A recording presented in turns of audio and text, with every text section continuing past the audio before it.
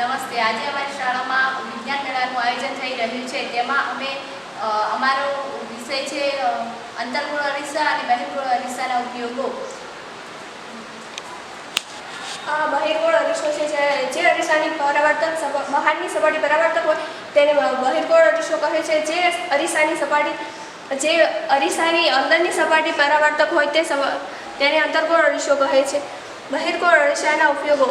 વાહનોની અંદર side glass તરીકે બહિર્ગોળ અરીસાનો ઉપયોગ થાય છે, જેના લીધે પાછળ આવતું વાહન સરળતાથી જોઈ શકાય છે, તેને સરળતાથી સાઇડ આપી શકાય છે અથવા અકસ્માત થવાનો કોઈ જ ભય રહેતો નથી. પાછળનો વિસ્તાર મોટો અને ચત્તો દેખાય છે. પાછળનું વાહન સરળતાથી જોઈ શકાય છે. મોટી મોટી દુકાનોમાં ચોરી ન થાય તે માટે બહિર્ગોળ અરીસાનો ઉપયોગ થાય છે. આ બહિર્ગોળ અરીસો છે જેમાં જોઈ શકાય છે. આ સમતલ અરીસો છે જેમાં આપણે ડાબો હાથ ઊંચો કરીએ તો અંદર જમણો હાથ દેખાય છે. તેમાં જેટલી વસ્તુ અંતર આગળ હોય તેટલું જ પાછળ વસ્તુ અંતર દેખાય છે.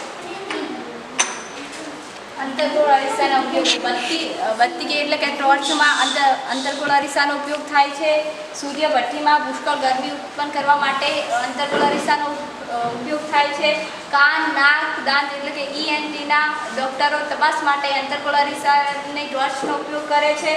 વાહનો એટલે કે 2 વ્હીલર અને 4 વ્હીલરમાં હેડલાઇટ તરીકે અંતર્ગોળ અરીસાનો ઉપયોગ થાય છે. નાઈ લોકો દાઢી બનાવવા માટે અંતર્ગોળ અરીસાનો ઉપયોગ કરે છે.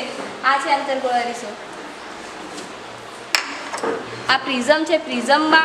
પ્રિઝમમાં ટોર્ચ નાખીએ તો તેનું 7 રંગોમાં વિભાજિત થાય છે. આ કાચનો લંબઘન છે જેમાં પ્રકાશનું કિરણ પડતા જ પરિવર્તિત થઈ જાય છે.